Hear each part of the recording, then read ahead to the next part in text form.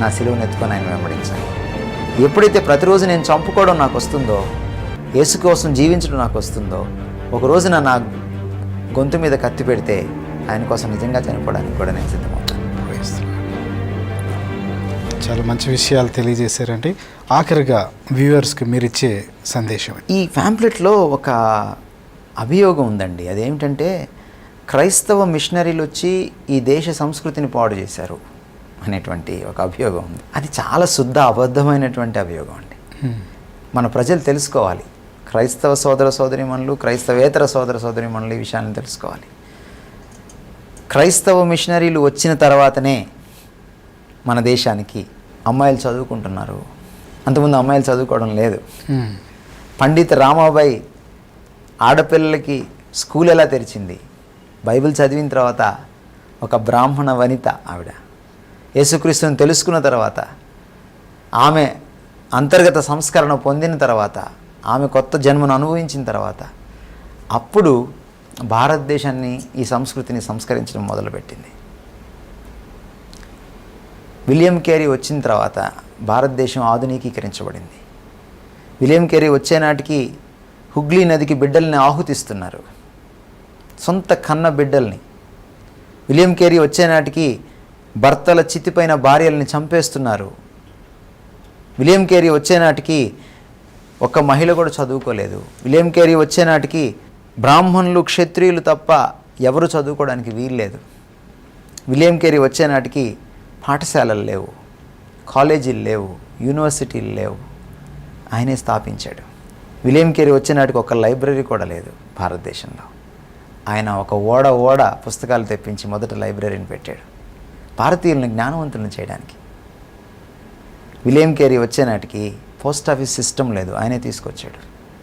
William Carey వచ్చే నాటికి సావుకారు దగ్గర డబ్బులు దాచిపెట్టుకుంటే తప్పుడు లెక్కలు రాసి జీవితాంతము ఆయన దగ్గర అప్పు తీసుకున్నందుకు, లేకపోతే ఆయన దగ్గర దాచిపెట్టుకున్నందుకు నాకు వడ్డీ పైన వడ్డీ వేసి నా మనవళ్ళు, ముని మనవళ్ళు కూడా వెట్టి చాకరీ చేసుకునేటట్లుగా మార్చుకునేటువంటి సంస్కృతి, బానిసత్వంలోకి నెట్టేస్తున్న సంస్కృతి ఈ దేశంలో ఉంటే బ్యాంకింగ్ సిస్టమ్ని పరిచయం చేశాడు.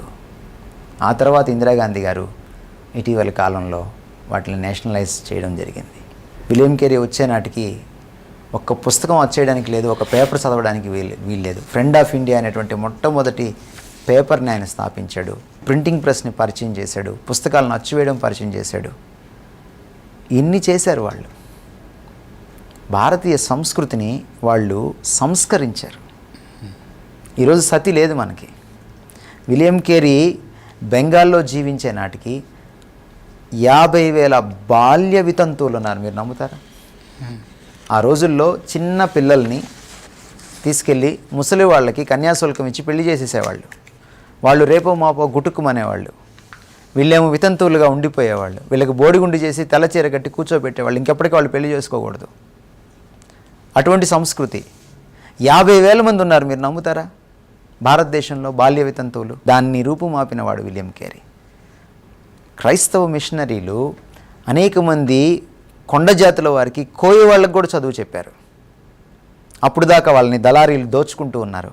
ఎప్పుడైతే వాళ్ళు చదువుకున్నారో గిరిజనులు ఈరోజు ఏదో తిరగడం మొదలుపెట్టారు. వాళ్ళకి చదువు చెప్పింది మొదట ఎవరు? వాళ్ళని సంస్కారవంతులను చేసింది ఎవరు? వాళ్ళకి బట్టలు ఇచ్చింది ఎవరు? క్రైస్తవ మిషనరీలు భారత సంస్కృతిని పాడు చేయలేదండి. క్రైస్తవ మిషనరీలు భారత సంస్కృతిని సంస్కరించారు. క్రైస్తవ మిషనరీలు స్త్రీలకు పెద్దపీట వేశారు. క్రైస్తవ మిషనరీలు కులాన్ని బట్టి కాక ప్రతి ఒక్కళ్ళకి చదువు చెప్పాలనుకున్నారు. అందుకనే పాఠశాలలు పెట్టారు. పాంప్లెట్లో వాళ్ళు రాస్తారు అది దురుద్దేశంతో చేశారని. ఈరోజు వాళ్ళు ఆ పాంప్లెట్ రాయడానికి కారణం, తెలుగు నేర్చుకోవడానికి కారణం, అచ్చు వేయడానికి కారణం, క్రైస్తవ మిషనరీలకి వ్యతిరేకంగా రాశారే వాళ్ళు, దానికి కూడా వాళ్లే కారకులు. ఈరోజు నిన్ను విద్యావంతుడిని చేసింది కూడా క్రైస్తవ మిషనరీలే. సో దయచేసి ఈ విషయాల్ని అర్థం చేసుకోండి. సో క్రైస్తవం భారతదేశానికి, ఇందాక నేను చెప్పాను క్రైస్తవం స్వాతంత్రానికి ఊపిరులు పోసిందని. అంతకంటే ముందు 200 సంవత్సరాల క్రితం ముందు నుంచే, విలియం కేరీ వచ్చిన నాటి నుంచే ఈ భారతదేశాన్ని సంస్కరిస్తూ వస్తుంది క్రైస్తవం. కాబట్టి క్రైస్తవం కీడు చేయలేదు ఈ భారతదేశానికి. ఈరోజు కులమత భేదాలు లేకుండా అందరం ఒక పాఠశాలలో ఒక్క చోట చదువుకుంటున్నాం, ఒక బస్సు ఎక్కుతున్నాం, ఒక రైలు ఎక్కుతున్నాం అని అంటే అది క్రైస్తవ మిషనరీలు వేసినటువంటి పాట. వాళ్ళు ఉన్నప్పుడు వైద్యం కమర్షియలైజ్ అవ్వలేదు.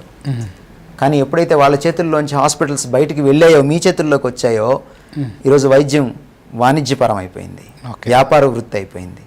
వాళ్ళు ఉన్నప్పుడు పాఠశాలలు, కళాశాలలు ఇన్ని ఫీజులు లేవు, ఇంత భయంకరంగా దోచుకోలేదు వాళ్ళు. కానీ మీరు తీసుకున్నారే పాఠశాలలు ఈరోజు మీరు తీసుకున్నారే కాలేజీలు, ఈరోజు విద్య వ్యాపారపరం అయిపోయింది.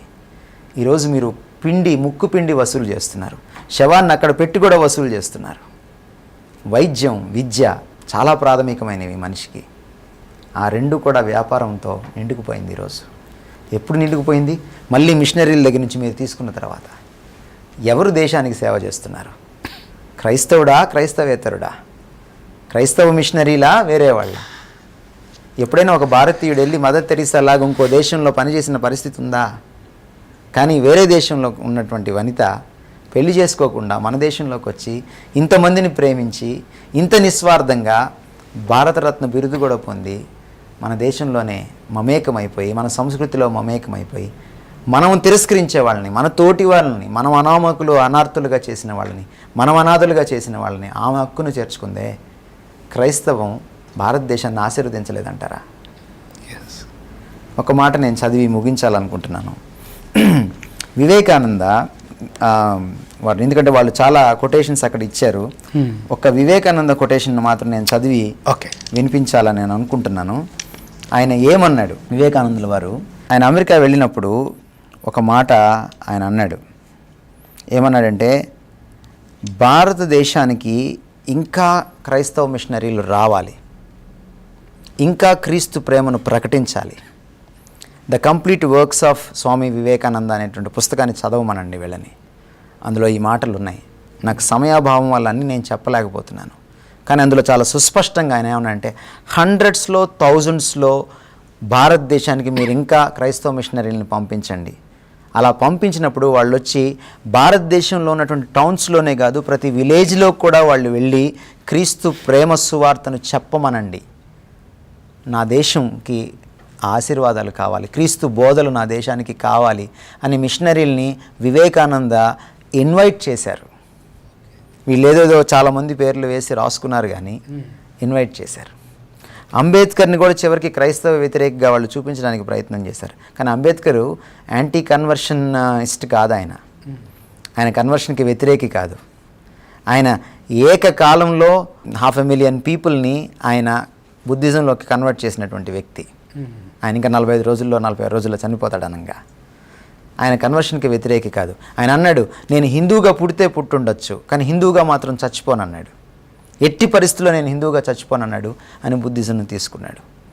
ఆయన కన్వర్షన్ని సపోర్ట్ చేసినవాడు, కన్వర్షన్ని ఆయన వ్యతిరేకి కానే కాదు. ఇవన్నీ ఏంటంటే అక్కడక్కడ ఏదో కొన్ని అలవోకగా తీసుకొని వాటిల్ని వీళ్ళు ఉటంకించి చూపిస్తున్నారు. ఈవెన్ ఇందాక నేను గాంధీ గురించి చెప్పాను, ఆయన చాలా ప్రభావితుడయ్యాడు యేసుక్రీస్తు వారి ద్వారా. సో ఇది ఒక ఏకపక్షంగా అచ్చైనటువంటి ఒక కరపత్రికే తప్ప క్రైస్తవ్యం మీద అనవసరమైన అనుమానాలు సృష్టించి బురద చల్లడానికి ప్రయత్నం చేసి ఈ వెళ్ళిపోతున్నటువంటి క్రైస్తవులైపోతున్న వాళ్ళని ఆపేయాలని నిజానికి మభ్యపెడుతుంది మనం కాదు, వాళ్ళు మభ్యపెడుతున్నారు. వివేకానంద కానీ, దయానంద సరస్వతి కానీ, రామకృష్ణ కానీ చాలామంది చాలా సంస్కరణలు చేశారు. వాళ్ళు హిందూయిజంను కూడా వాళ్ళు తిరస్కరించి విమర్శించినటువంటి సందర్భాలు ఉన్నాయి.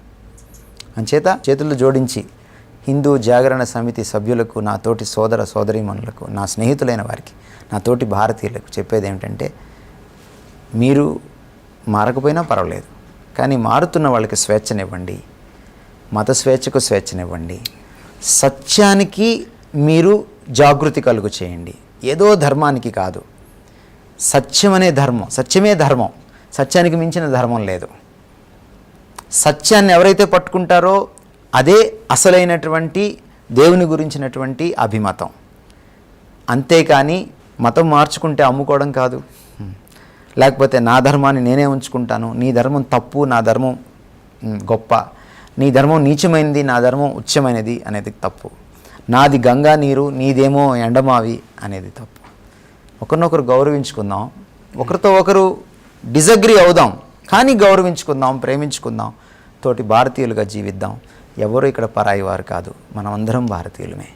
Thank you. అది మీ ఇష్టం. మీరు క్రైస్తవ్యాన్ని స్వీకరిస్తారా స్వీకరించరా అది మీ ఇష్టం. మేము ప్రకటిస్తున్నాం, మీకు ఇష్టం లేకపోతే స్వీకరించబాకండి, ఓకే. అంతే.